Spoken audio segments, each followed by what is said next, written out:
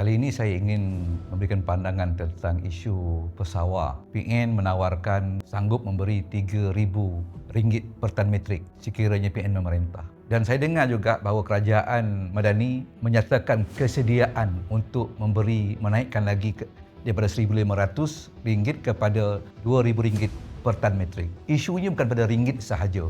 Padi dan beras negara ada akta dia. Manusia yang makan nasi di negara kita ini 34 juta. Tetapi mengapa pesawah-pesawah masih berada dalam kepompong kemiskinan?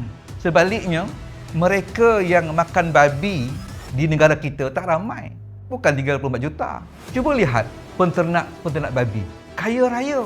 Nasi dimakan oleh 34 juta orang, hari-hari makan nasi. Peladang-peladang, pesawah-pesawah padi, miskin. Bermakna akta itu ada something wrong yang perlu kita lihat semula balik. Pesawah menjual padi mereka kepada pengilang dengan jual borong. Tetapi pengilang, bila dia beli borong padi tadi dan dia proses jadi beras, dan beras itu digradekan. Dan mereka akan jual di pasaran dengan ikut grade. Jadi lihat baliklah. Mana cara untuk kita membela nasib pesawah ini? Saya bimbang. Siapa pengilang ini?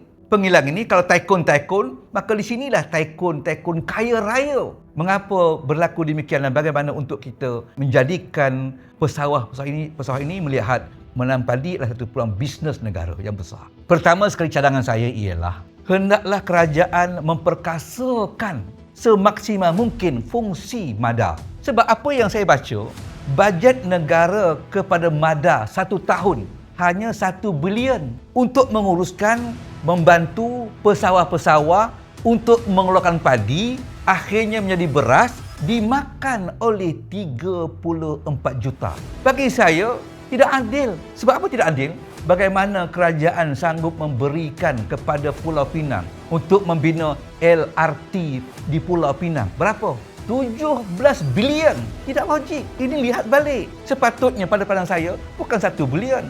Kita hendaklah kerajaan menyatakan bajet untuk MADA membangunkan pesawah-pesawah 30 bilion. Baru munasabah mampu untuk memperkasakan MADA dan juga pertanian sawah padi dengan bajet 30 bilion. Kebimbangan saya ialah apabila kita tidak memfokuskan bagaimana memperkasakan MADA untuk membangunkan sistem pertanian negara kita, menghasilkan padi dengan berteknologi tinggi, akan datanglah tycoon untuk mengambil tanah-tanah sawah yang terbiar ini. Bila pesawah tak mampu buat, maka sawah akan terbengkalai. Maka datanglah tycoon mengambil, mengutip sawah-sawah yang berhektar-hektar ini, ribuan hektar, membawa projek mega penanaman padi berteknologi tinggi. Kalau ini berlaku, sumber makanan utama negara kita dikontrol oleh tycoon.